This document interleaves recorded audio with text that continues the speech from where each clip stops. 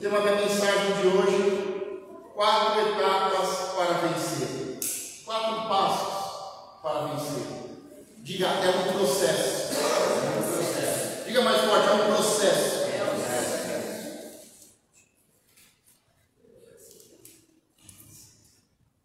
O livro do médico, do evangelista e médico Lucas, discípulo de Paulo. Lucas capítulo 5, do versículo 36 ao 39. Também lhes disse uma parábola: ninguém tira um pedaço de veste nova e põe em veste velha, pois rasgará a nova, e o remendo da nova não se ajustará à velha. E ninguém põe vinho novo em odres velhos, pois o vinho novo rompe os odres, entornar-se-á, e o vinho e os odres se estragarão. Pelo contrário, vinho novo deve ser posto em odres novos, e ambos se conservam. E ninguém, tendo bebido o vinho velho, prefere o novo, porque diz: o velho é excelente. Podeis tomar assento.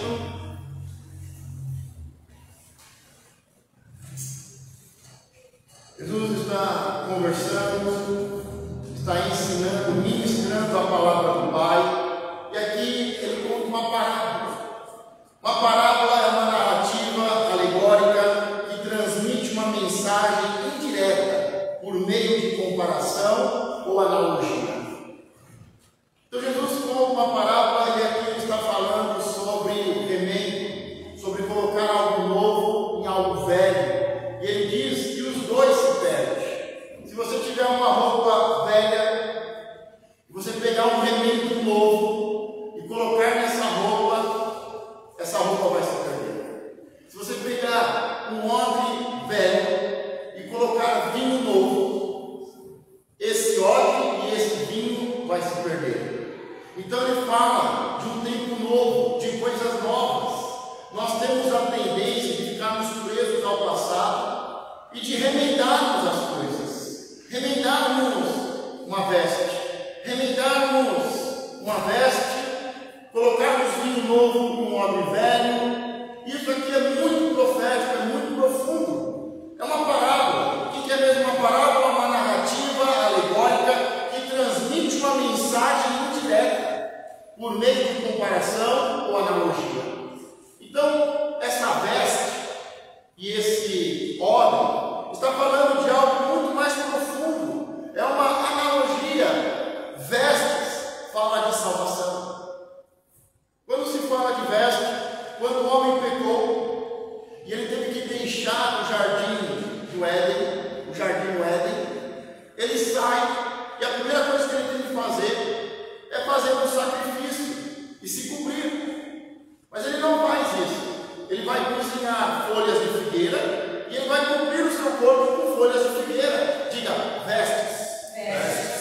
Só que em seguida o Senhor levanta um altar, ele faz o sacrifício e ele pega a pele desse animal e cobre Adão e Eva. Diga, vestes. Vestes. Não tem como remendar uma veste antiga com um tecido novo.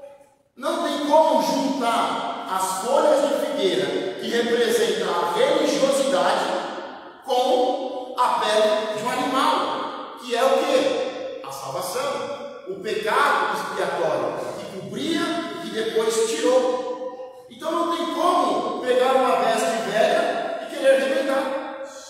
Não adianta a gente querer pegar uma religiosidade, uma religião, uma religiosidade e querer emendar com um pano de salvação. Nós temos que tirar as vestes velhas e nós temos que vestir as vestes novas. A veste velha fala de folha de figueira e figueira fala de religião, religiosidade do homem. O homem tentando se purificar, o homem tentando se santificar, o homem tentando se salvar por meio de obras. A veste nova é Deus que dá. É Ele que fez o sacrifício, é Ele que tirou a pele, que derramou o sangue, que fez o sacrifício e nos cobriu. Diga: vestes novas. Vestes novas. Nós temos essa tendência de querer misturar religiosidade com salvação. Vestes humanas com as vestes de salvação.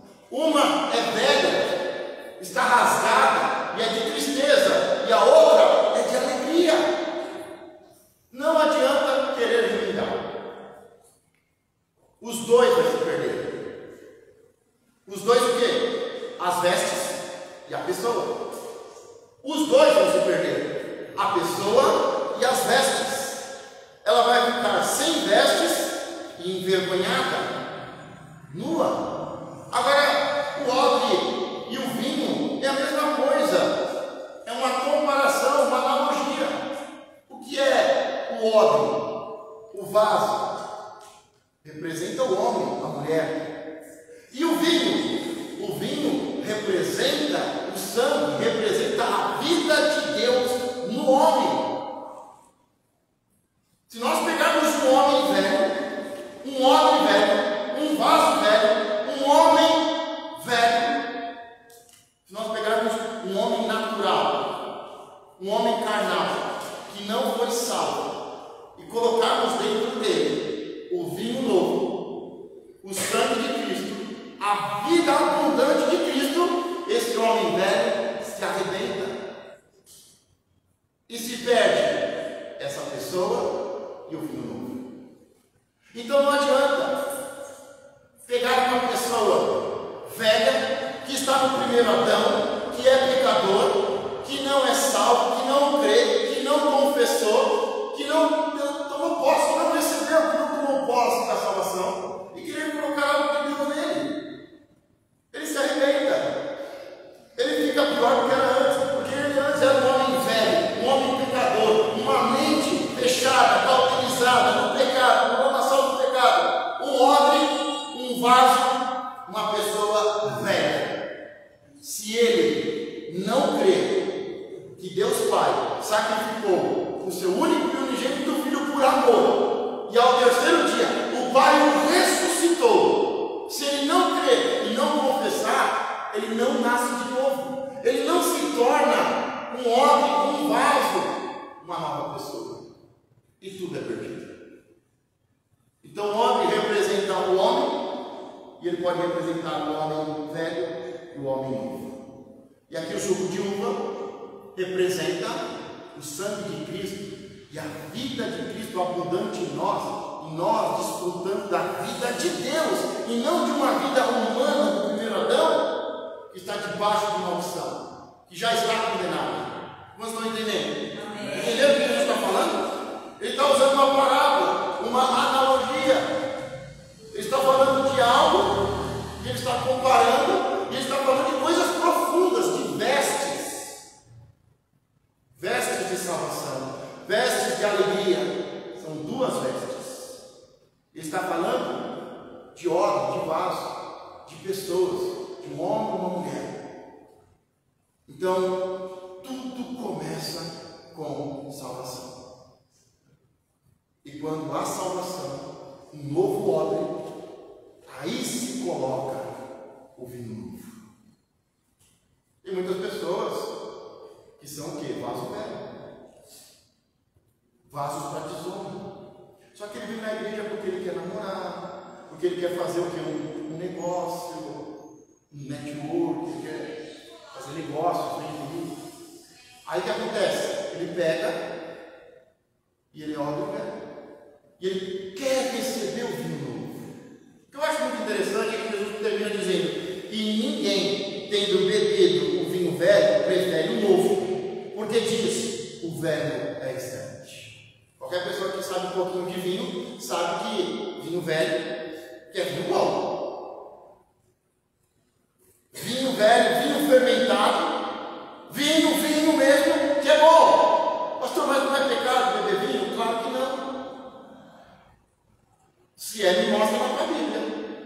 Porque o pecado não está no beber e nem no comer. Se você fizer isso para a glória de Deus, tudo que nós fizermos fizermos, nós devemos comer e beber para a glória de Deus. Porque se nós não fizermos para Deus, é pecado. Se você fizer qualquer coisa que não seja para Deus, é pecado. Ah, eu vou ganhar dinheiro. Se não for para Deus, é pecado. Ah, eu vou fazer uma faculdade. Se não for para honrar a Deus, é pecado.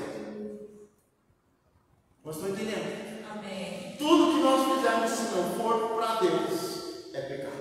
E a Bíblia fala que nós devemos comer e beber para a glória de Deus. Então, não é pecado nem beber nem comer. O pecado é se demorar no vinho, ou se também demorar na comida, a bebedice, a bebedeira. O pecado está na glutonaria. Aí que está o pecado. É na falta de controle, de equilíbrio. É na falta de controle, de domínio próprio. Quando você não governa nem você mesmo. Então, pecado é pecado beber? Não, pecado é se demorar no vinho. Os olhos ficarem vermelhos e ficarem embriagados. É pecado comer? Não. É necessário comer e beber. Mas quando comemos além do necessário, é pecado. Agora eu dou um conselho. Quem já teve problema com bebida, vigia. Não vai brincar com essas coisas não. Ok? Não é brincadeira não. É o seu lado fraco. E aonde você for fraco, Deus te fortalece. E enquanto você não vencer realmente, para se vencer uma consciência da carne, um desejo desenfreado, seja qual for, bebida, comida, seja o que for, ganância, é no mínimo 7 anos. Porque tudo é um processo. E o número 7 é um processo de libertação. Ninguém pode ficar mais do que 7 anos cativo, preso a uma consciência. Então é um processo. Então você que teve problema, vigie. Você que teve problema, foge. Vigia, foge. Não brinque com essas coisas. Ah, eu tenho um problema com comida, pastor. Nem vai no mercado, então manda trazer em casa. Alface, tomate, pepino. Tira esse food fast aí, sei lá, esses negócios aí que entrega a pizza a hora que você quiser. Então toma cuidado, vigia, foge. Tira isso do celular. Amém? Estão entendendo o que Jesus está falando? Agora, é um processo as coisas. Muitas pessoas acham que vão deixar o pecado do dia para a noite. Muitas vezes nós queremos uma mudança pessoal, ou de alguém que nós amamos, ou nem amamos tanto, que ele mude do dia para a noite. Um processo de mudança, ele tem que ser, para ser de Deus, ele tem que ser decisivo, importante, e ele tem que ser gradativo no processo. As pessoas não mudam do dia para a noite. As pessoas são salvas de um dia para o outro. Agora, o processo de transformação é um processo diário de mudança de mente. Nós precisamos entender isso. Porque senão nós nos cobramos demais, e nós nos frustramos, e nós cobramos demais o próximo, e não manifestamos o que? A graça e o amor de Deus, a misericórdia e o amor de Deus. Misericórdia e justiça eu quero, diz o Senhor. Muitas vezes nós queremos uma mudança muito rápida, mas não é assim que acontece. A salvação é. A salvação é. Em uma oração, em uma confissão. Quem crê, recebe vida de Deus. E a vida de Deus é eterna. Agora, a mudança de mente é um processo. É uma caminhada. É uma mudança. Que deve ter decisão. Que deve ter foco e que tem que ser contínuo. Conheça a Cristo e prossiga em conhecer a Cristo. Aí você vai recebendo de novo.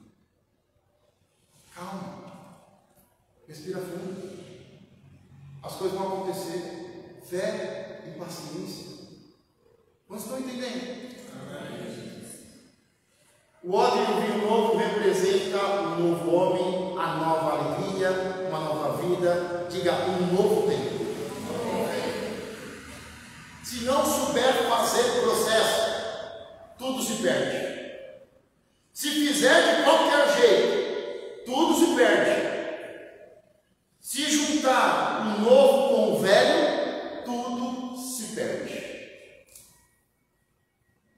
Tem um processo, tem um passo a passo.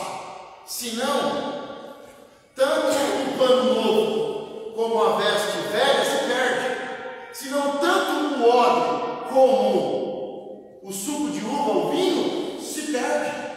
Então nós precisamos saber como fazer. Nós temos que entender o processo, como fazer, quando fazer, de que jeito fazer, porque senão tudo se perde. Se nós não seguirmos os princípios, tudo se perde. Domingo eu ainda falei, foi bem.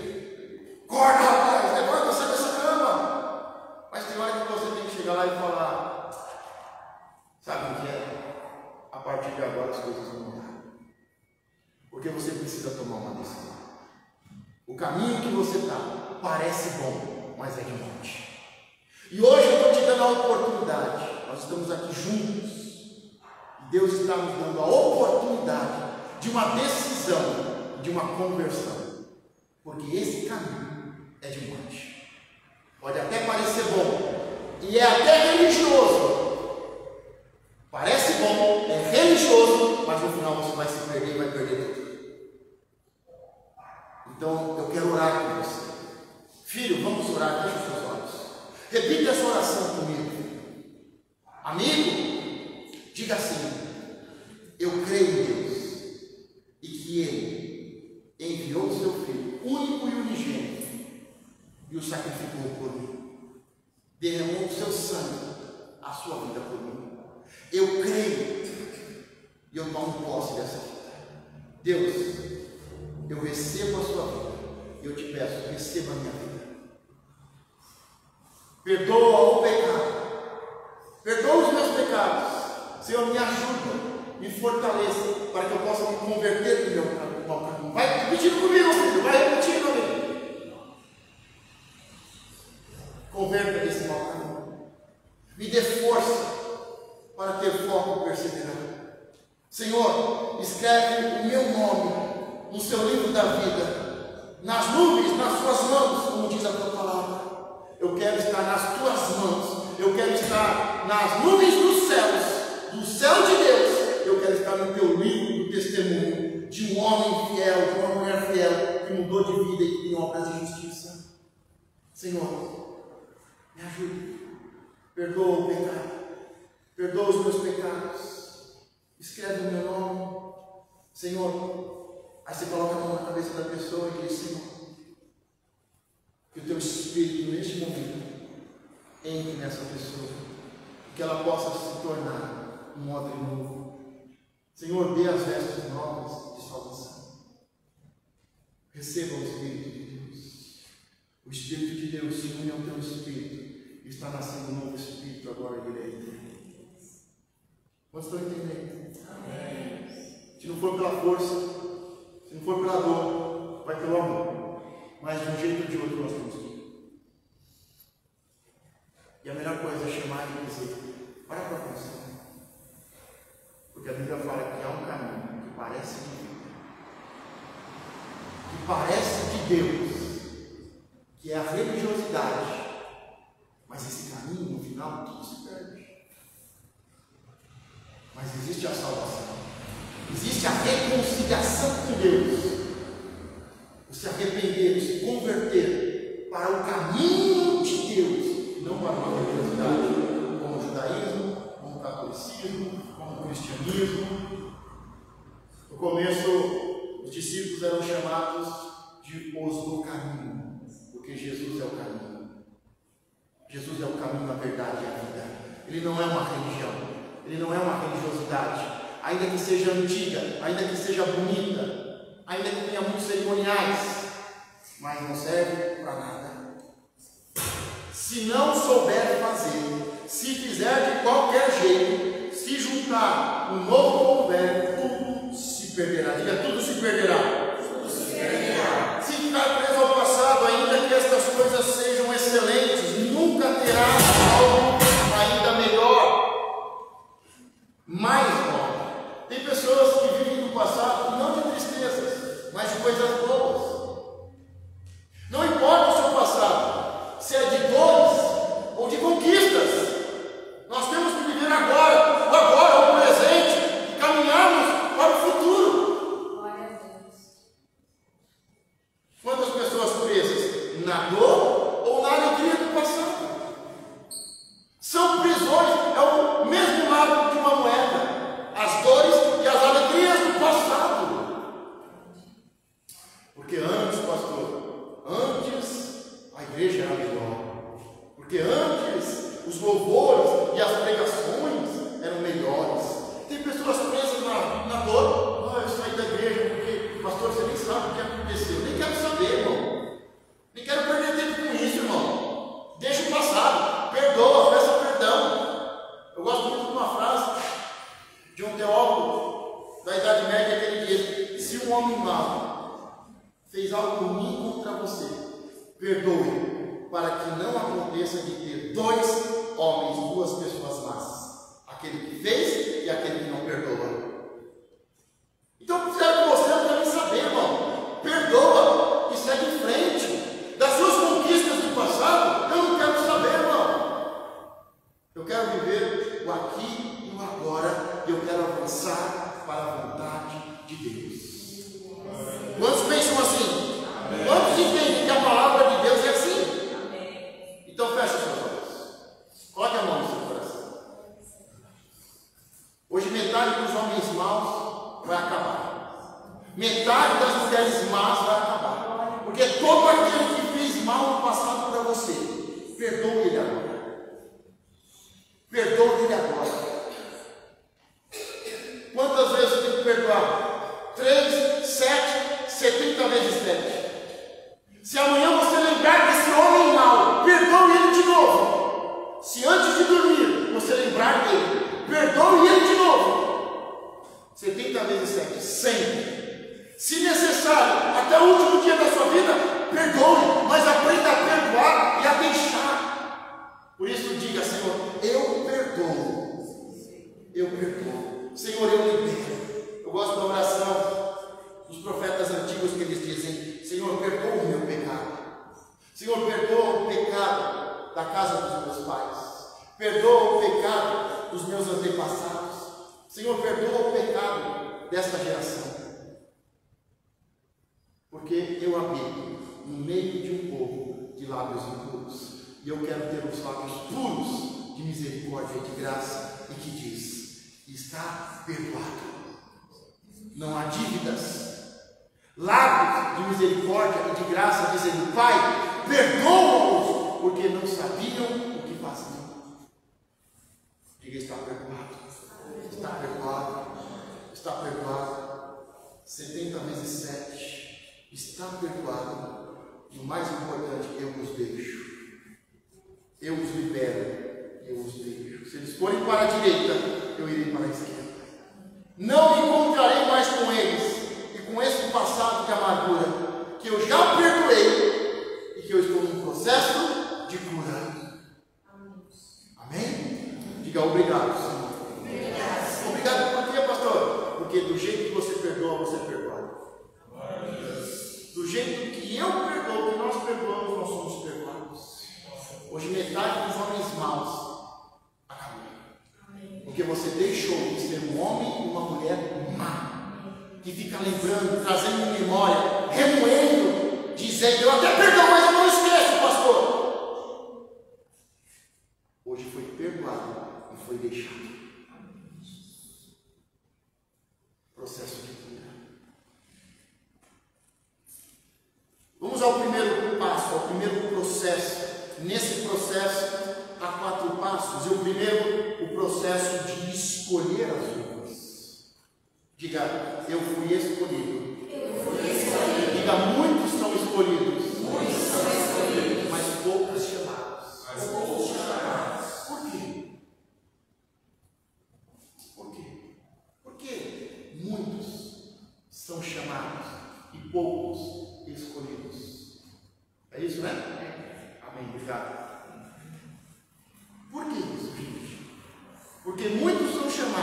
mas poucos escolhidos.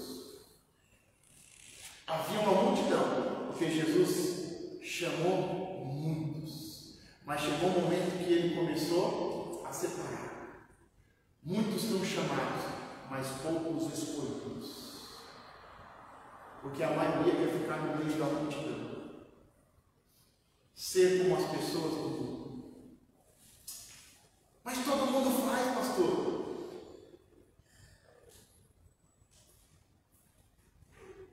Chamados, escolhidos. Muitos são chamados, mas poucos são escolhidos. Porque para ser escolhido, precisa tomar uma decisão e ter foco. Alguns dos discípulos, vamos pegar o exemplo de Pedro, quando ele foi chamado, ele estava pronto? Não, mas ele foi chamado e depois escolhido. Um processo. É um processo. Você está no meio da multidão ainda, está ouvindo, não há responsabilidade, você vem e você vai, ou você já foi chamado, já foi direcionado. Há uma responsabilidade. Há uma responsabilidade. Diga, muitos são chamados, mas poucos escolhidos. Que você seja um escolhido de Deus. Um escolhido. Para ter o melhor vinho é preciso escolher as melhores uvas. E isso está intimamente ligado com a terra em que a videira foi plantada. Aonde você está? Com quem você está? Isso mostra. Isso já indica se nós vamos ter uvas amargas ou uvas doces. Se nós andamos com pessoas amargas, que murmuram, nós seremos uva amarga. Mas se nós tivermos como árvore plantada junto à corrente de águas, que no devido tempo dá o seu fruto e cuja folhagem não murcha, e tudo quanto ele faz será bem sucedido. Nós precisamos estar plantados juntos à fonte. Jesus é a fonte, Jesus é a fonte da vida, e nós temos que, como árvores, como videiras, estarmos plantados juntos às correntes de água. Se nós estivermos no lugar certo, com as pessoas certas, nós vamos dar uvas boas. Não é só dar frutos, é dar frutos bons. Frutos bons. O segundo processo, o primeiro processo é ser chamado, não é isso? Chamado ou escolhido? Escolhido? Primeiro chamado, depois escolhido. Porque primeiro se faz uma colheita, primeiro se faz uma pescaria, aí os peixes bons e os frutos bons a gente coloca em um cesto. O demais a gente lança fora. Os peixes maus lança de novo nas águas. Então muitos são chamados, mas poucos escolhidos. O segundo passo nesse processo é de ser lavado, de ser limpo. Esses dias ainda eu falei, olha, em nenhum lugar nós vamos ver o nome de Deus sendo repetido, como é dizendo santo, santo, santo é o Senhor. Um nome, um atributo com tanta força, com tanta ênfase. Quando o Senhor diz, em verdade vos digo, Ele está chamando a atenção. Agora, nesse caso, dentro da cultura judaica, quando uma palavra se repete, é porque quer chamar a atenção e falar da importância. Em verdade vos digo. O Senhor está o quê? Trazendo a importância da verdade, porque conhecereis a verdade e a verdade vos libertará. Mas aqui ele está falando de um atributo do seu nome e ele fala santo, santo, santo é o Senhor. É algo extremamente importante. Algo que começa com um nome, algo que Deus faz, que continua no Espírito do Senhor. Lembra que eu falei? A obediência começa na carne Eu conheço muitas pessoas ímpias que são mais obedientes do que crentes. Porque a obediência não começa no espírito, começa na carne. A obediência começa com educação, com respeito. Então o processo de limpar, de ser limpo, é o segundo. Provérbios, eu gosto muito desse texto do capítulo 30 de Provérbios, no versículo 12 diz: há aqueles que são puros aos seus próprios olhos. Aos meus olhos eu sou limpo, eu sou puro, e que jamais foram lavados da sua imundícia. Em João 15:3, vós já estáis limpos pela palavra que vos tenho falado. É a palavra que nos limpa. Quanto mais você ouve a palavra, lê a palavra, medita na palavra, canta a palavra, ora a palavra, recebe a palavra, libera a palavra, mais limpo nós somos. Mas o terceiro passo nesse processo é o processo de ser prensado. Diga, ai Senhor, ai Senhor. Nós temos que entender na nossa vida, duas coisas vão acontecer na nossa vida: tanto sermos humilhados como exaltados. A grande questão é a ordem que isso acontece. Porque o diabo sempre vai primeiro te honrar, te exaltar e depois te humilhar. Agora Deus é o contrário. Primeiro Deus humilha, Ele pisa, Ele prova e depois Ele exalta. Ele diz ao povo que saiu do Egito e ficou 40 anos no deserto, ele diz: eu coloquei vocês no deserto para testar o coração de vocês e para vocês saberem o que havia no coração de vocês.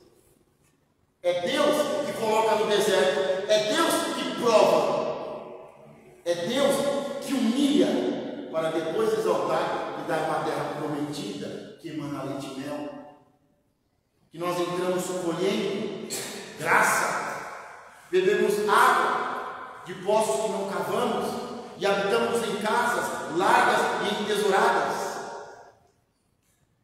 Então preste muita atenção quando você começar um novo tempo, e esse tempo começa com exaltação, com honra. Tome cuidado, porque pode ser o diabo trabalhando para destruir a sua vida, porque ele primeiro vai te exaltar, ele vai te honrar e depois ele vai te humilhar, te envergonhar, vai ficar muito envergonhado. Mas Deus primeiro ele vai tirar da escravidão, das mãos de Satanás, vai começar a te humilhar, vai começar a te pisar, ele vai começar a te provar. Aí quando você for aprovado, ele te exalta. O terceiro processo é o de ser prensado. Para ter vinho novo, você vai ser pisado, prensado e provado. Em Lucas 14:11, pois tudo o que se exalta será humilhado, e o que se humilha será exaltado. Entendeu como é que o diabo e Deus trabalham? Mas agora você entendeu como você tem que trabalhar? Você tem que trabalhar se humilhando. Eu sou servo. E Deus dirá: servo bom e fiel. Pelos frutos. O diabo trabalha de um jeito, Deus trabalha de outro. É o mesmo princípio, só inverte. Agora você só tem um jeito de ser edificado: se humilhando. Você já percebeu que a maioria das pessoas feridinhas com a igreja estão feridinhas porque não foram honradas? O pastor nunca me deu oportunidade, o pastor nunca me ajudou, nunca me deu oportunidade, ninguém me valoriza.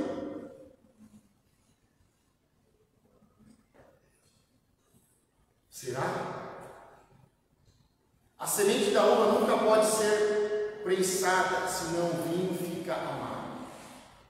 O Senhor, Ele nos trata, Ele nos passa por um processo que é dolorido, mas que gera recompensa, que dói, mas que não amarga. Ah, meu irmão, isso naquele tempo que o obreiro, o presbítero, o filho estava no hospital, na UTI, o mês inteiro, mas ele estava lá na porta, servindo. Hoje as pessoas estão com a unha encravada. Ai, não posso servir, pastor. Ai, não vou nem tocar porque minha unha quebrou, pastor. Não dá para tocar violão hoje. Ai, não estou bem, eu estou com dor de barriga, pastor.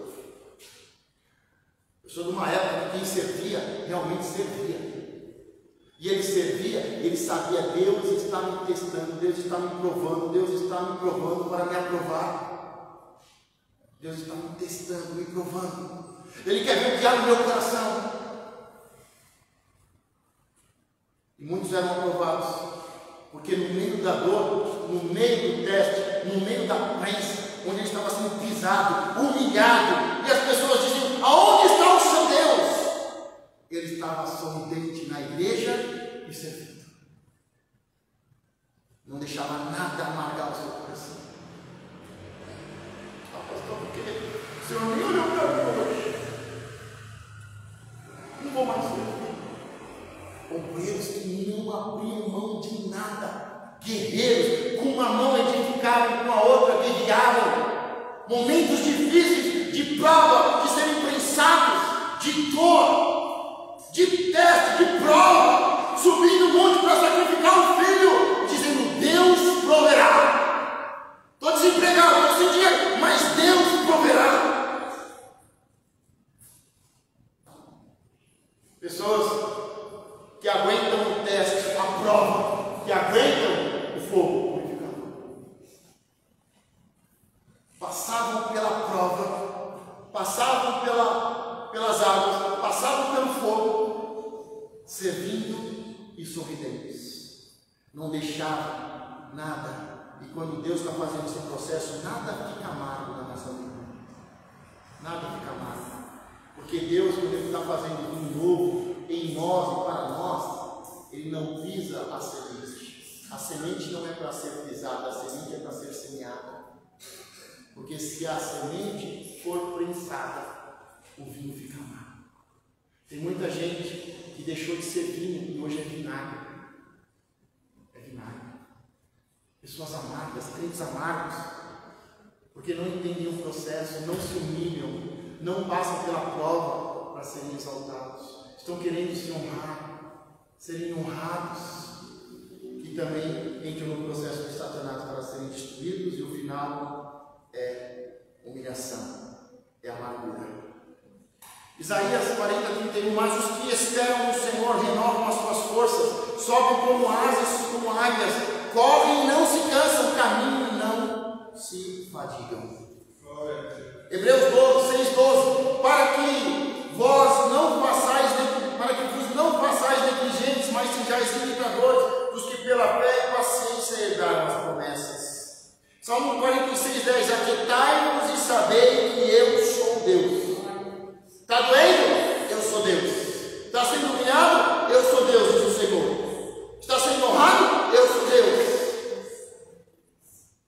Sem esse processo, você não terá vinho novo, mas será um vinagre amargo. Quando você faz a sua parte, Deus faz a parte dele. Diga: quando eu faço a minha parte, Deus faz a parte dele. É o processo final de esperar com fé e com paciência, de não se cansar, mas renovar as suas forças. 4 passos nesse processo. O último é manter a sua fé, o seu amor, e com fé e paciência herdar as promessas. Se tornaram testemunhas, são renovados como uma águia, sabem esperar, aprendem com os antigos, e eles sabem: alminha, aquieta-te, aquietai-vos e sabei que eu sou Deus. Porque te abates, ó alma minha, ainda hoje glorificará o Senhor. Sem esses 4 passos de esperar, nós viramos um vinagre. As pessoas hoje acham, eu não vou te falar, posso te falar algo muito sério? Sabe quanto tempo demora para levantar um pastor? Eu estou falando para levantar um pastor, eu estou falando de pastor, sacerdote. É 10 anos. É 10 anos no mínimo para levantar um pastor de verdade. Não alguém que não foi chamado, que não foi escolhido, ou que foi chamado, mas não escolhido, de alguém que não passou pelo processo, de alguém que não foi aprovado, de alguém que abre a igreja hoje e amanhã fecha. Porque eu te falo, é 10 anos para começar, para começar. E você pega isso na vida de qualquer homem de Deus e mulher na Bíblia. É no mínimo 10 anos de pessoas que foram chamadas e depois escolhidas. Filhos de sumos sacerdotes, filhos de sacerdotes, de levitas, que eram o que? Chamados, mas foram escolhidos depois de no mínimo 10 anos. Depois de 10 anos o Senhor foi ensinar o profeta a profetizar. Mas já fazia 10 anos que ele profetizava para um povo que tinha ossos, que tinha carne, que tinha olhos, que tinha ouvidos, e não ouvia, e vivia como morto. Apesar de estar vivo, vivia como morto. Quando Deus chama ele depois de 10 anos e diz, agora profetiza, os ossos que não tinham carne, ouviram. Nós achamos que as coisas acontecem do dia para o outro. Deus vai primeiro trabalhar você, depois vai trabalhar o seu casamento, aí vai trabalhar a sua família. Na Bíblia não tem um levita de verdade, um sacerdote com menos de 30 anos. Não é consolidado antes dos 40 anos.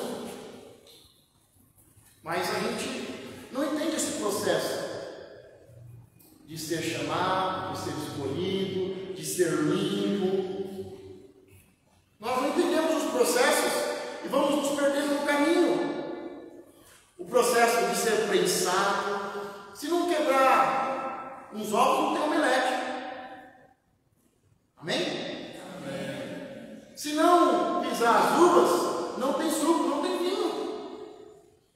Quando você faz a sua parte, Deus faz a parte dele. Nós conhecemos o texto, vamos terminar lendo o texto de João 2, a transformação da água em vinho.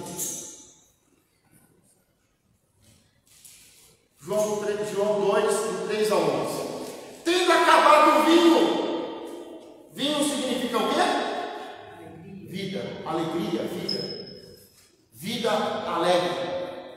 O suco de uva, o vinho, que faz parte da ceia, representa o sangue, representa a vida. Então, tendo acabado o vinho, isso significa que o vinho, que o sangue humano, que a vida humana acaba.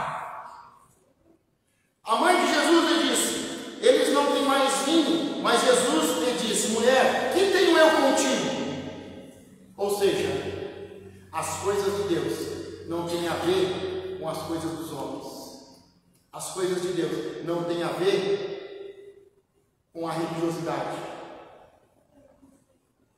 Ainda não é chegada a minha hora.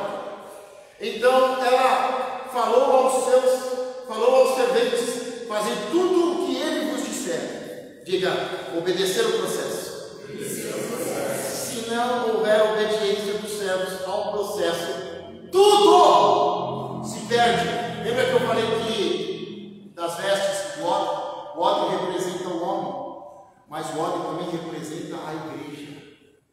O vinho representa a vida de Deus no homem e na igreja, na comunidade.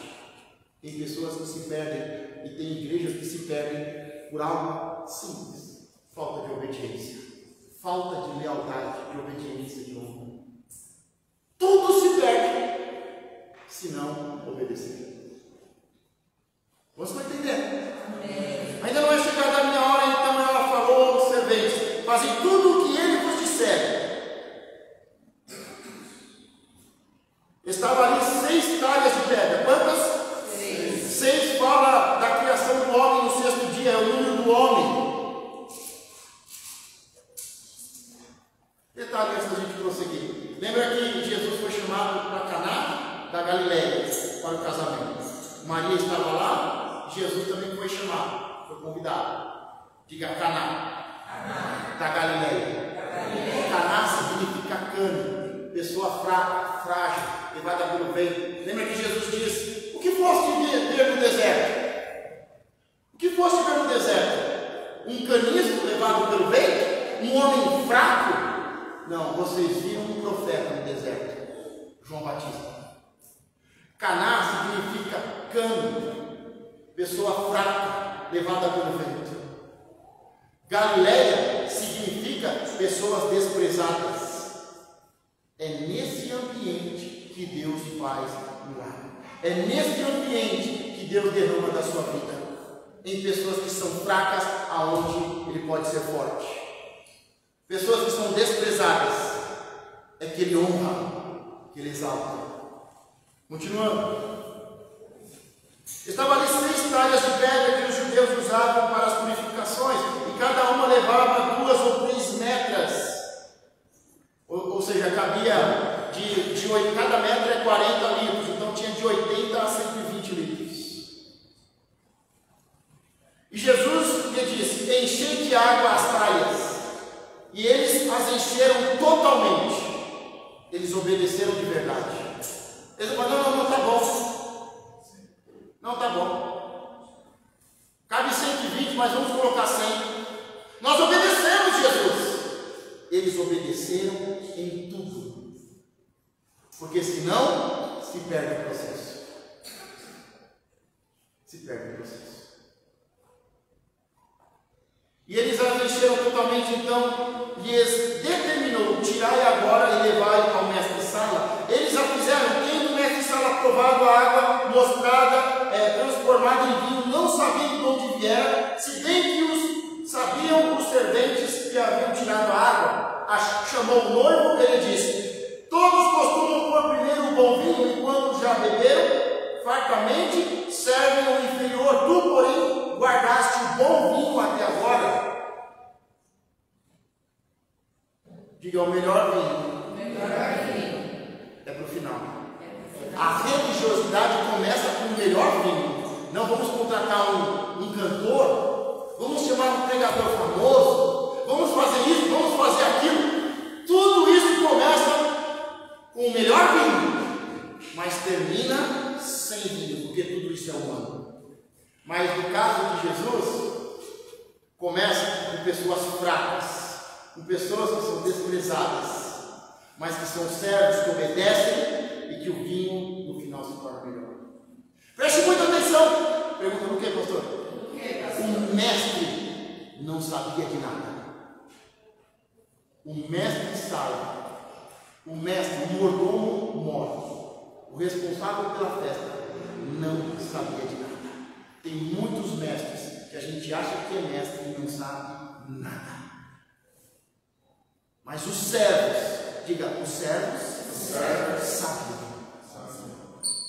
Tem mestres que acham que sabem tudo, mas quem sabe as coisas de Deus não é os mestres, é os servos. Aquele que serve sabe tudo que Jesus está fazendo na casa e no casamento. Não estou entendendo, pastor. É porque você é um mestre. Porque a hora que você for um servo: pastor, o que eu faço? Pastor, como que eu ajudo? Pastor, como que é isso? Pastor, o que Deus está falando? O que a gente tem que fazer? Quando você for um mestre, as coisas vão acontecer sem você não vai saber de nada. Mas quando você é um servo, tudo vai passar pela sua mão, porque um servo bom e fiel terá recompensa. Vai saber de tudo. O mestre não sabe de tudo, quem sabe é o servo. Você quer ser mestre, quer ser honrado? Os mestres se sentam nas primeiras, mas os servos estão na porta, estão no estacionamento, estão no banheiro, estão servindo com as crianças, estão servindo aqui, estão evangelizando, estão orando, chegam mais cedo, ora, intercede. Você é mestre ou você é servo? Porque o servo vai saber tudo que o Senhor faz. Tudo. Agora os mestres não vão saber de nada. E não vão entender nada. Vocês estão entendendo? Amém. Você é mestre ou você é servo? Servo. Amém. Tendo o mestre em sala provado a água transformada em vinho, não sabendo de onde viera, se bem que o sabiam os serventes que haviam tirado a água. Chamou o noivo e lhe disse: todos costumam pôr primeiro o bom vinho, e quando já beberam fartamente, servem o inferior. Tu, porém, diga: comigo é diferente. Diga: na minha casa é diferente. Diga: aqui na casa de Deus é diferente. Guardaste o bom vinho até agora. Com este, deu Jesus princípio aos seus sinais. Em Caná da Galileia, manifestou a sua glória, e os seus discípulos creram nele. Por que creram? Porque foi derramado vinho novo. Não é vinho velho, não é vida humana, é vinho novo, é vida vida de Deus, que é salvação, é que cremos. Quando recebemos o vinho novo, começa o processo de transformação. E aqui, nesse livro de João, não vai ficar falando de milagres, vai ficar falando de sinais, porque este é o sinal que Jesus está derramando vida de Deus. E cada milagre é muito mais do que uma história, do que um testemunho, é muito mais do que um milagre, uma maravilha. É Deus derramando o vinho novo, a vida de Deus. Nós não precisamos de mais vida humana, nós precisamos de vida de Deus. Seja obediente às instruções e fiel para com os detalhes do processo. O detalhe é que nos leva à excelência. O nosso evangelho, o evangelho do reino, é de detalhes. É detalhes. Obedeça aos detalhes. Preste atenção nos detalhes. Seja cuidadoso, seja caprichoso, seja excelente, seja nobre ao servir com excelência, com nobreza e detalhes. Se coloque de pé, nós vamos orar. O vinho novo é produzido, ele não cai do céu. Ele é resultado da ação humana e intervenção divina. Nós vamos ter agora uma oração, ação. E o vinho novo é resultado da ação humana e intervenção divina. Chegou a hora de romper com o passado e viver um novo tempo. Feche os seus olhos, coloque